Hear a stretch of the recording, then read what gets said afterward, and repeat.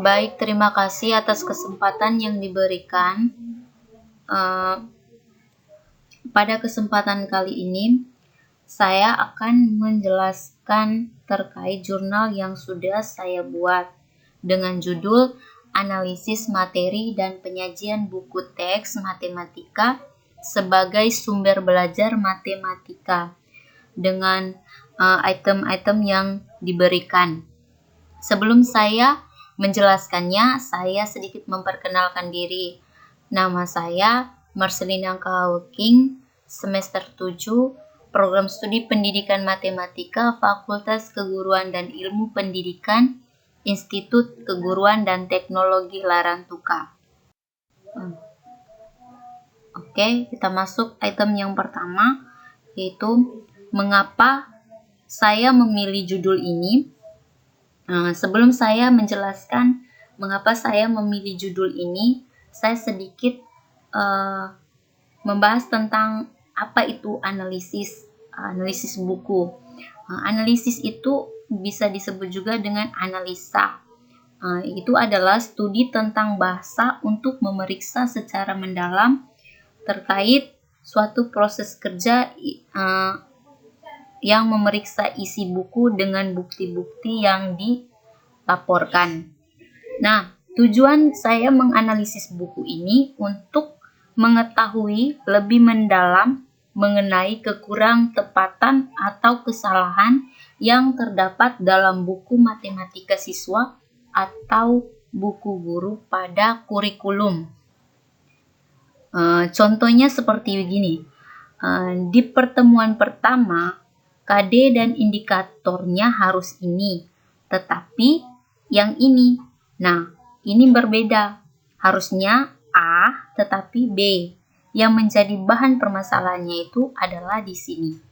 Nah, kemudian saya akan menjelaskan item yang kedua, bagaimana cara saya mendapatkan data dan menganalisisnya.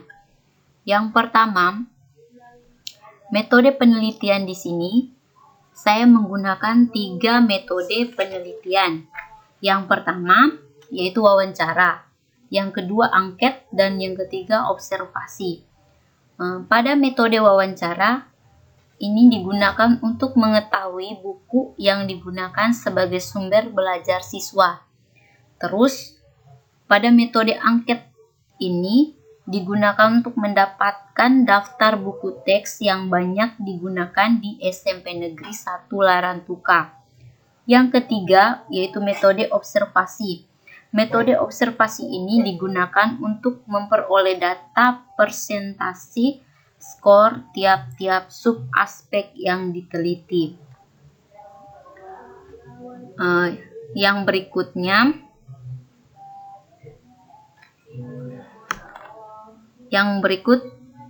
bagaimana mendapatkan data dan menganalisisnya. Nah, untuk mengetahui persentase skor, dilakukan pengisian lembaran observasi. Jadi, cara untuk mendapatkan data dan menganalisisnya itu di sini kita lihat pada indikator lembaran observasi.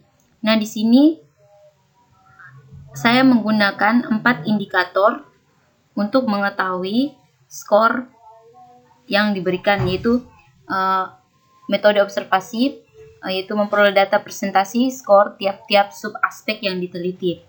Jadi di sini saya ambil 4 indikator sesuai dengan kriteria yang ada.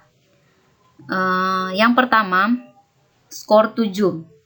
Nah, skor 7 ini diberikan jika makna dari semua kata kunci dalam suatu indikator ditemukan dalam naskah buku tersebut. Nah, ini kriterianya itu sangat baik.